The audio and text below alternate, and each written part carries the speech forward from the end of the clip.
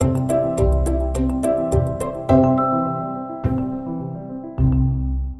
evening, CAN TV viewers. Thank you for tuning in to the Doty Report on Comprehensive Health. This is a segment of the Georgia Doty nonprofit organization, and our goal with this segment is to bring health information, resources, connections, and just have overall conversation that is pertinent and relevant to the community and the betterment of living healthier in our communities.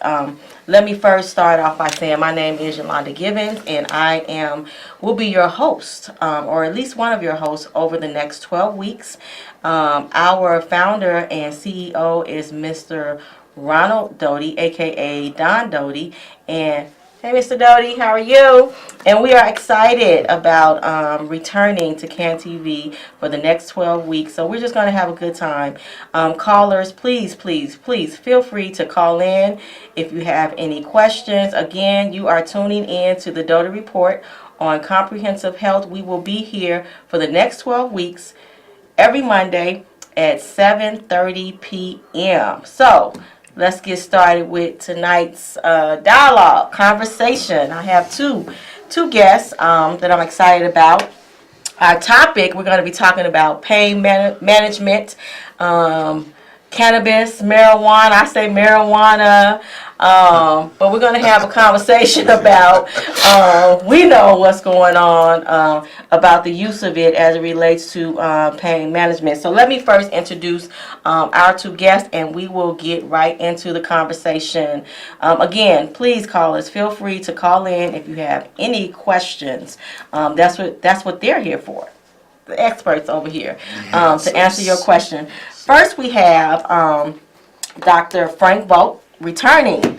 He was here with us back in December or November, and he was hot because we got a whole lot of phone calls. He had great conversation. The viewers, you guys really did enjoy him. Dr. Vaught is the founder and owner of Health on Earth Wellness Center. He is a chiropractic physician, and he's a veteran. And I did that shout out because one of the target populations for Georgia Doty is veterans. So we are excited to have Dr. Vaught. We welcome. Yes, excited to be here. And next to him is first time on the Doty Report, Mr. Richard Park. Is that right, Richard Park? Yeah. That's right. Mr. Park has worked in the cannabis industry since 1997. He helped open the first medical cannabis dispensary in Denver. He has been a grower, a consultant, extractor. Is that correct? Mm-hmm. And he opened a dispensary here in the state of Illinois, Dispensary 33, in 2015, where he now serves as a consultant over operations. Is that correct? That's Thanks it. for having me. Again, this is the Doty Report on Comprehensive Health, so we are going to get right into this conversation. So I am going to start by asking the question of what's the difference between chiropractic, marijuana, and the treatment for pain? In my industry, I know opioids tend to everything has a purpose. Mm-hmm. I'll say everything has a purpose. In other words, opioids tend to have a lot more long-lasting effects as far as side effects. I mean, in an emergency situation, they're phenomenal, but the research has shown that they do have addictive type things that occur when you take them for a period of time.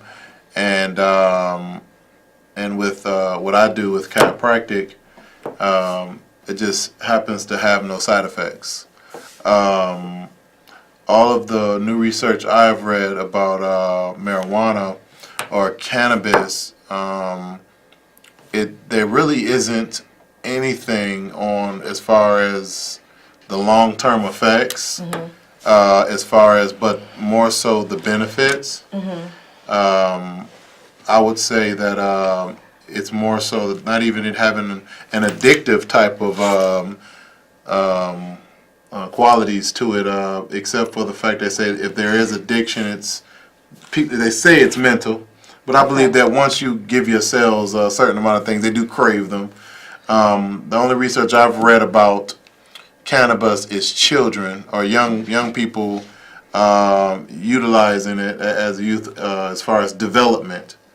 But that would be my take on the three. So the opioids being the most dangerous, and unless an emergency situation, you don't want to take them. Okay. And chiropractic having no side effects besides the benefits of restoration. And the new thing is the cannabis. I mean, it's really been it's come on the scene with a bang. Yeah, I mean, I would tend to agree. Most healthcare practitioners that I speak with are going to say things like, opioids aren't really designed for long-term use, right? To be used over 10 or 15 years or something like that. And we have a real problem in the country with chronic debilitating pain that we have no solutions for. I think that's one aspect of why cannabis is working so well. When it comes to pain management, we have a decent body of research that goes all the way back to the mid-'70s, right? As far as neuropathic pain in HIV patients go, aiding nausea in cancer patients, different forms of musculoskeletal pain. So I think it's super effective. We also tend to think it's a quality of life decision. A lot of opioids, especially when you get to the really potent stuff like fentanyl, they have long-term side effects that people are not willing to continue to deal with, especially if there's a milder, and I say milder, kind of alternative like cannabis. According to the DSM-5, addiction rates or what they call dependence rates are something like 6%, but like Dr. Vaught said, it's not entirely clear what kind of dependence that really is. Psychosocial. Exactly. It's really hard to compare to something like heroin or oxy or fentanyl or something like that. And most people don't need me to tell them that, right? Most people are familiar enough with cannabis to understand that inherently it's not a dangerous drug. Right. So what would be a situation where a patient or someone in pain would be better referred to chiropractic versus maybe cannabis use? In my opinion, we take a holistic kind of approach to healthcare, and I don't think that you have to choose between the two. I think that a lot of our patients, we would find are using both. Chiropractic as well as cannabis, as well as a healthy lifestyle, as well as exercise, as well as stretching, right?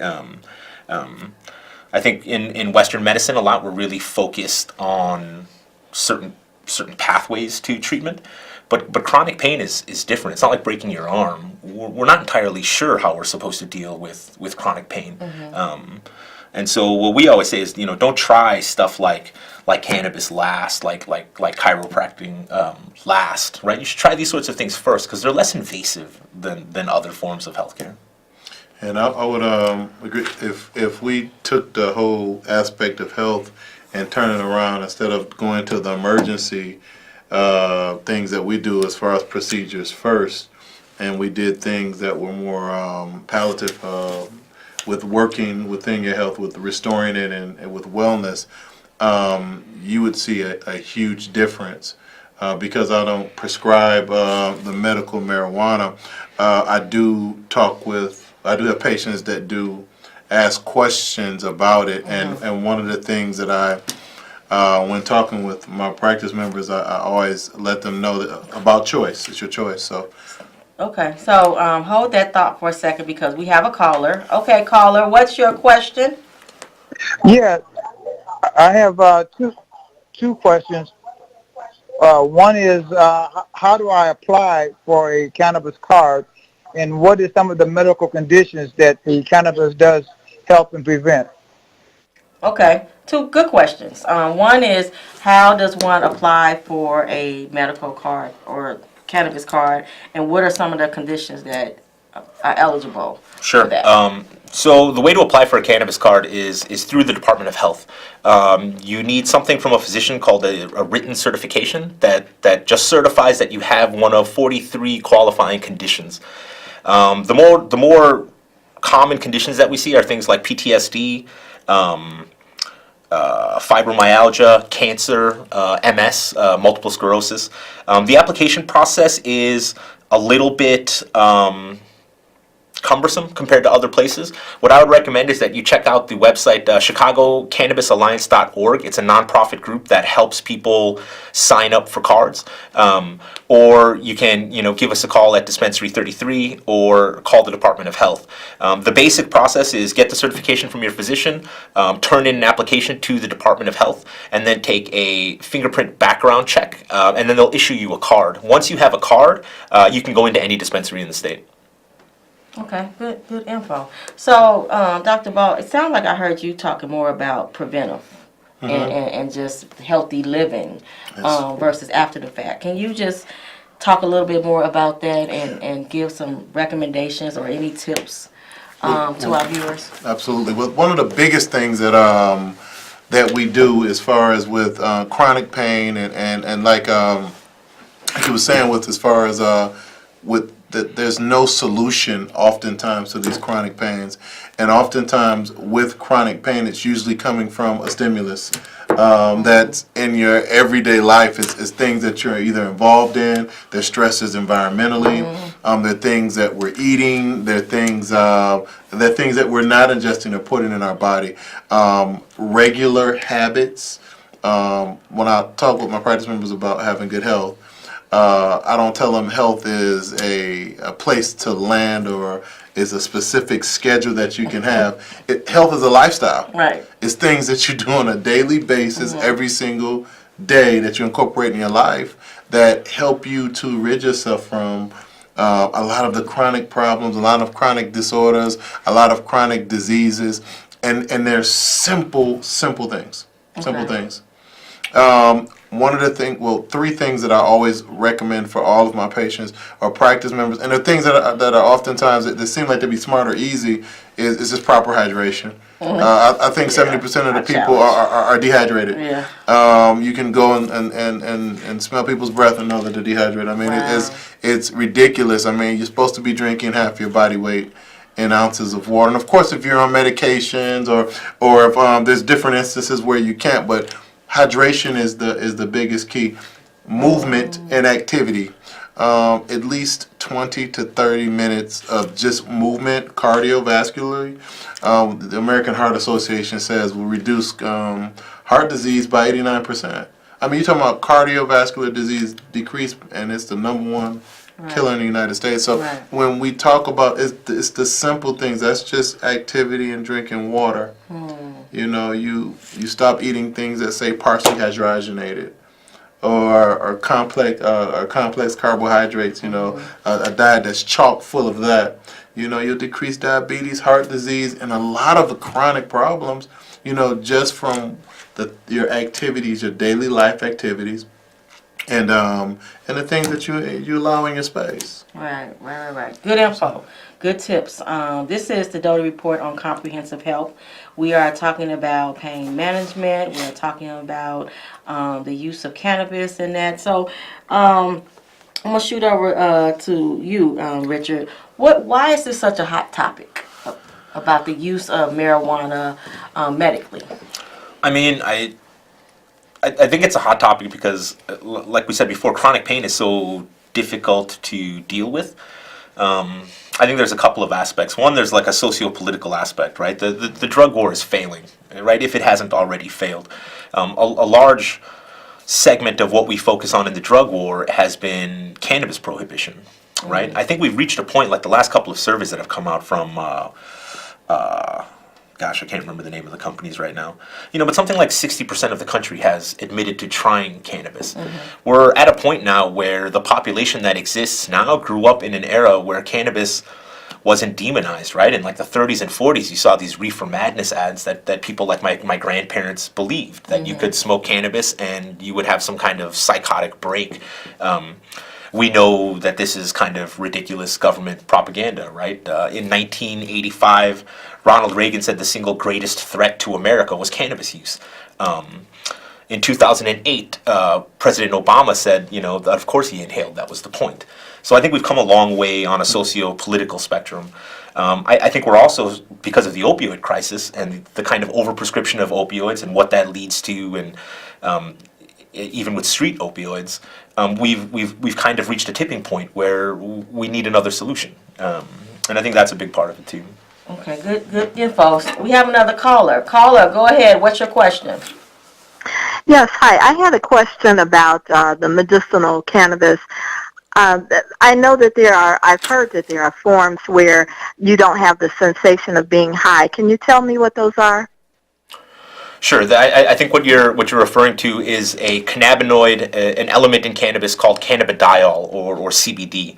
CBD does not have psychoactive properties like something called delta 9 THC, which is what we really think about when we think about cannabis. I will say that CBD is not an analog. It can't replace THC. So it depends on what you're trying to address as to whether or not really high CBD levels will work. So, for example, people who have seizure disorder, epilepsy, they're generally treated with high ratios of CBD to THC, somewhere in the order of 20 to 1, 25 to 1. That does not cause psychoactivity. It doesn't get you high. This is, like what we recommend for pediatric epilepsy patients. Certain patients with chronic inflammatory disease may benefit from like a long-term regimen of CBD that does not cause that psychoactivity. However, if you're dealing with acute pain, right, it hurts now, you want it to go away now, we find that those sort of CBD products aren't quite as effective as something with a moderate amount of THC. No matter what the ratio is, you always want some THC there. Without it, CBD does not do a lot of the stuff that it's supposed to. They work in conjunction with each other, and they're both what are called biphasic chemicals. They behave differently at low ratios to each other and high ratios to each other. So there are products like that. There are also topical applications, transdermal applications that can mitigate being high. Or that psychoactivity, but we need to get into more specifics to determine whether or not that was really something that was right for you. Okay. Thank you. You're welcome. Thanks for calling in. Again, this is the Doty Report on Comprehensive Health. This is a segment of the Georgia Doty Comprehensive Health nonprofit organization, and we are here. This is our first night back. Here at CAN TV. We just definitely want to thank our viewers for tuning in. We will be here every Monday at 7:30 p.m. And we have our two guests. So when people say, Dr. Vaught, I hear people say, just go to the chiropractor. Well, what does that mean? Like just go to the chiropractor. Well, it doesn't mean just pain. It's pain is something that chiropractic works really well with. In the design of chiropractic from the beginning, chiropractic was supposed to treat all diseases, known to man, due to the fact that it directly impacts the nervous system.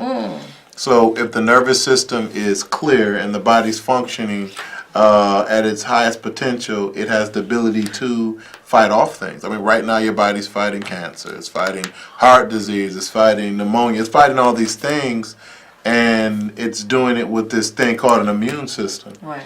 So when your immune system is functioning at its highest level, what we do is we support it by making sure that the nervous system, which is your brain and spine, has clear pathways through, and it goes to your organ cells and tissues. If they're functioning, then it keeps you at a higher state of health.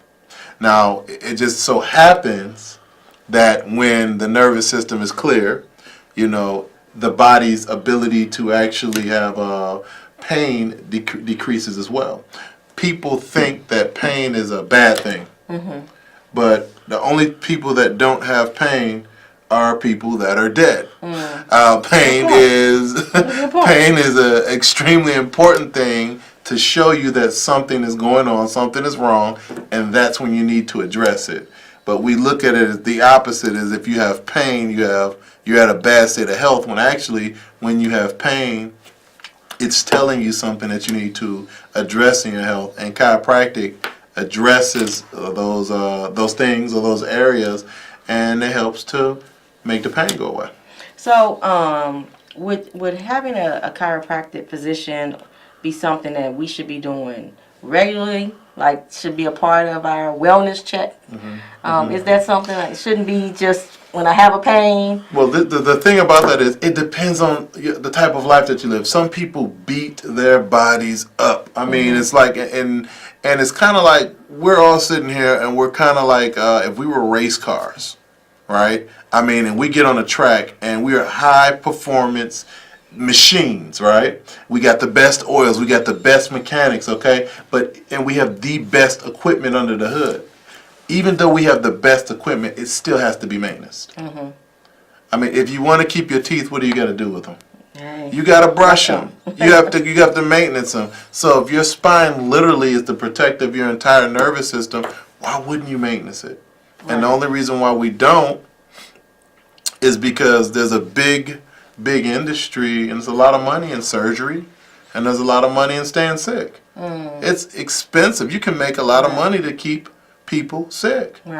And with chiropractic, what we do is by no drugs and no surgery, it enables us to support people and having a higher state of health, and then also too the higher lifestyle.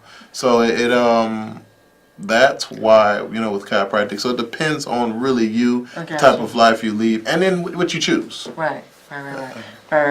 So I'm gonna shift over to Mr. Park. And I don't know. I'm not knowledgeable enough, but I'm sure there's research. Since cannabis we've been able to use it medically. What are we seeing different from people? What is the stats on? Is it really helping, and is it really making a difference? Sure. I think there's been a blockade to research for a while because it's a class 1 controlled substance, which means in order to do a research study, you need approval from the FDA, the DEA, and the NIH. The DEA usually blocks research unless it's trying to show a negative. Some of this is starting to change, but what we need is reclassification of the drug to get into real research in the United States.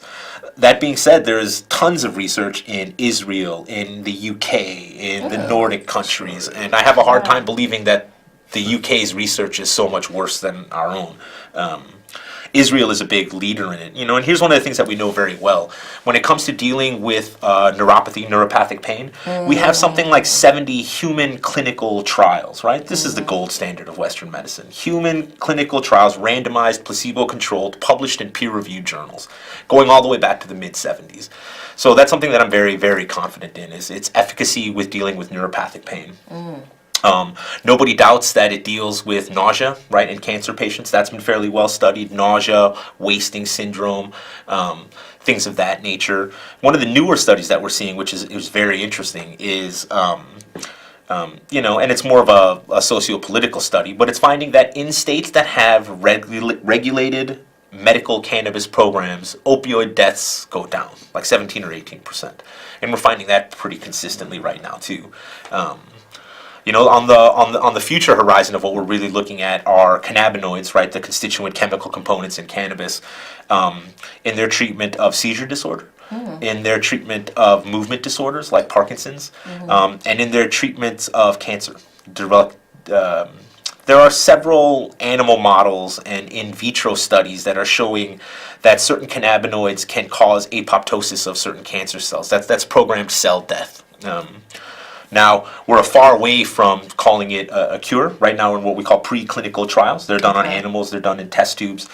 So they need to be taken with a grain of salt. But the amount of promise that's there is enormous, especially for a drug that is non-toxic, right? It would take you something like, it would take you something like 1,500 pounds you'd have to smoke in 15 minutes, right? The ratio of efficacy to overdose, right, is like 40,000 to 1, right?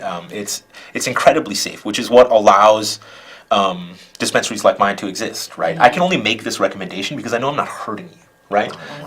At the very least, if I get it wrong, you're going to be hungry and tired, and you know, but I've caused you no long term damage, which is why we always say it shouldn't be a last line treatment. It should be a first line treatment. Before you do something crazy invasive, why wouldn't you just try some cannabis, right? And it's different now. You don't have to smoke a joint or a blunt or the way that I kind of grew up with cannabis. You can take sublingual oils that are placed under the tongue. You can use vaporizers that aren't going to cause you to burn carcinogens and inhale those, right? Edibles, capsules. The application methods are kind of very wide and varied right now, and we find that it plugs in very well to a more like you were saying, a more holistic approach to healthcare. Right. And and then just to piggyback right off what he said, I just doing the research.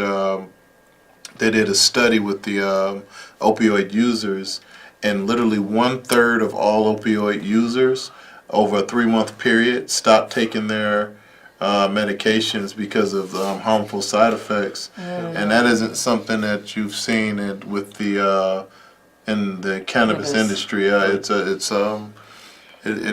believe that it does have a lot of problem. If it's killing cancer cells with no side effect, I think I'm looking forward to some of the research that's going to come out when. Yeah, there's some interesting stuff coming out right now about. There's already research about it killing cancer, isn't it? Yeah, it already doing that. I mean, Yeah. It's also helping opioid users with withdrawal symptoms. Oh, wow. CBD and THC, they play a role in the cascade of serotonin and dopamine and things like this, the reward centers that kind of cause the addiction of opioids. And one of the most amazing things that we see at our dispensary is people weaning themselves off of opioids without professional help, without my help, without consultation from their physician. They're just able to do it on their own, which we find fascinating. Wow, good info. Like, I want to call my mom. I know she takes, she has pain because she's a stroke survivor, and now I want to know what it is she's taking for that pain. So now I'm curious. Yeah, I mean, I feel like we all got pain, and it's, in my opinion, all cannabis use is medicinal use. Whether psychological or physical. but get adjusted first. Absolutely. Get adjusted Make sure you get your nervous system checked. Get your because nervous if it's a pain that you can definitely manage naturally, right take there. care of that first. And so you can. And so with the medical marijuana, these are the things for pain. Like we were talking about the chronic pain and things. That's why that's so critical. I don't know, but yes, I don't. We are at the end of our show. This is yes. I'm going to the flyer. I got it. You did it for me. So the Georgia Doty organization is having an event real quick this Friday, April 6th at Mount Calvary Baptist Church in Chicago. It is a senior and veterans health, wellness, and employment forum from 11 to 3 p.m. HIV testing, Hep C testing, health screenings, special guests, entertainment, complimentary lunch. You don't want to miss it. Be there. It's free. We're targeting seniors and veterans, but it's open to the entire community. This is our first night back. We are excited. Thank you, thank you, thank you. Thank you, viewers. We hope that you have received some informative information. Be back here next Monday, 7:30 p.m. Thanks a lot. Have a good one. Boom. Thank you, guys. That's Thank it. you.